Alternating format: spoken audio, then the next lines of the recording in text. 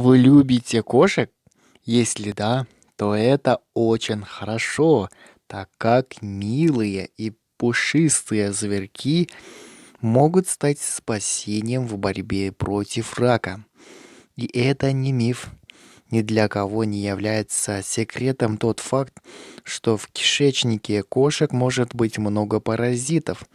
Не исключением являются и такие паразиты, как тохоплазма гонди, которыми легко заразиться от них любимцев.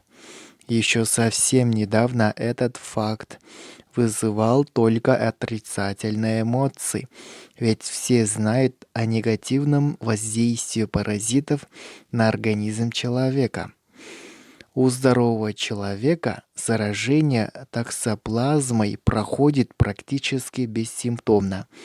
Могут чувствоваться легкое недомогание, насморк, кашель. В общем, все признаки ОРВИ. Но вот у беременных или у ослабленных людей заражение вышеуказанными паразитами происходит с неприятными побочными эффектами и может привести к нехорошим последствиям.